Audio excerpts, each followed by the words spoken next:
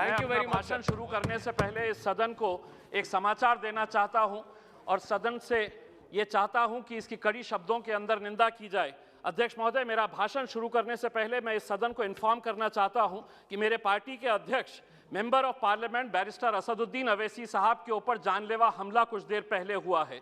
उनके ऊपर मीरठ से जब वो प्रचार करके वापस आ रहे थे तो दो बंदूकधारियों ने उनकी गाड़ी के ऊपर हमला किया, गोलियां चलाई, लेकिन उनकी जान बच गई। वो आए हैं वापस।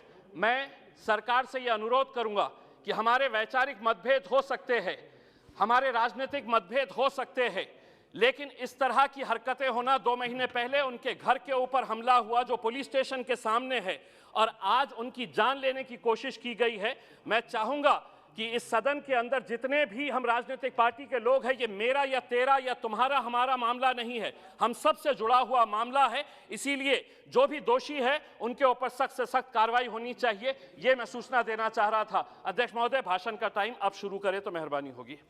अध्यक्ष महोदय, महामहिम राष्ट्रपति जी का भाषण सुनने के बाद ऐसा लग रहा था कि इस देश के अंदर सब कुछ बहुत कुशल मंगल है, सब कुछ बहुत अच्छा चल रहा है। सपनों का देश कैसा होगा, ये राष्ट्रपति जी के भाषण को सुनकर ऐसा लग रहा था, लेकिन हकीकत क्या है मैं अध्यक्ष जी मैं आपको बताना चाहता हूं और शुरुआत करता हूं उन गरीबों से जिनके आंखों के अंदर आपने 6 साल पहले एक सपना दिखाया था। 2015 के अंदर हमने देश भर के अंदर वो होर्डिंग्स देखे थे जिसके ऊपर मोदी जी की तस्वीर थी और ये लिखा हुआ था कि 2022 तक हर बेघर को हम घर देंगे प्रधानमंत्री आवास योजना के तहत। मैं देश के आंकड़ों के बारे में नहीं कहता हूं, लेकिन मेरे अपने जिले के मैं आंकड़े बताता हूं जो आपको चौंका देंगे। 80,000 लोगों ने आवेदन किया, गरीब लोग जिनको ये उम्मीद थी कि हमको एक घर मिलेगा क्योंकि मोदी जी कह रहे हैं। 52,000 लोग एलिजिबल हुए, 52,000 लोग क्वालिफाई हुए हैं। और मैं आपको बताऊं कि जनवरी 2022, 8 दिन पहले तक का आंकड़ा, 22,000 लोग एलिजिबल हुए और उसमें से दिए कितने गए घर? 355 लोगों को घर दिए गए हैं। मैं औरंगाबाद जिले की बात कर रहा हूं। क्या वजह है कि आप इतने बड़े बड़े आंकड़े दिखा रहे हैं? आप ये कह रहे हैं करोड़ों के अंदर। मैं पूरे दस्तावेज के साथ आपको बताया हूं कि 7 सालों से आपने उन गरीबों को सपना दिखाए कि मुझे घर मिलने वाला है। 52,000 लोग इस इंतजार में है कि मोदी जी अब घर देंगे और 355 लोगों को घर दिया गया है। अध्यक्ष महोदय, हम बहुत सारे सांसदों ने किसानों के बारे में बात कही है। बहुत सारे भारतीय जनता पार्टी के जो महाराष्ट्र से आने वाले सांसद हैं, उन्होंने किसानों के बारे में बात की और बताया कि सरकार किसानों के ताल्लुक से क्या अच्छे कदम उठा रही है। मैं उस सरकार से पूछना चाहता हूं कि मेरे अकेले महाराष्ट्र राज्य के अंदर जनवरी 2021 से लेकर नवंबर 2021 तक 11 महीनों के अंदर 2498 किसानों ने आत्महत्या की है। क्या वजह है इन किसानों की? अगर आप इतना उनके बारे में कह रहे हैं कि हम किसानों के लिए ये किए हैं, तो ये 2,500 किसान क्यों आत्महत्या कर रहा है? अध्यक्ष महोदय, ये small micro financing companies, private companies, banks loan नहीं दे रही, किसान उन प्राइवेट कंपनीज के पास जा रहा है जिसका इंटरेस्ट रेट इतना ज्यादा हो जाता है, किसान की फसल बर्बाद हो जाती है, पैसा नहीं, और जब वो वसूल करने के लिए किसान के पास जाता है तब उसको ये पता चलता है कि मेरे पास तो कुछ नहीं, तो वो आत्महत्या कर लेता है। आज देश भर के अंदर डुप्लीकेट फर्टिलाइजर्स, पेस्टिसाइड्स का एक धड़ल्ले से कारोबार चल रहा है, उसके ऊपर रोक लगाने की जरूरत है। सुनिए आप, मैं हकीकत बता रहा हूं, आपको आईना दिखा रहा हूं।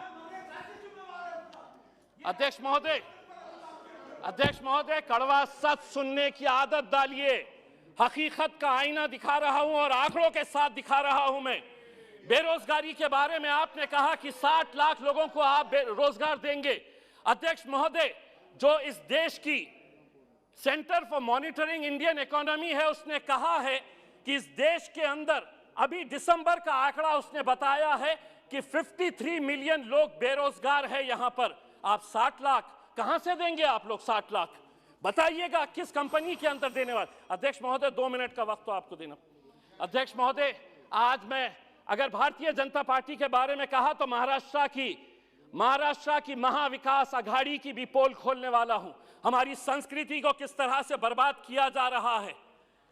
छोटी छोटी किरानों की दुकान के ऊपर अब वाइन बेचा जाने वाला है।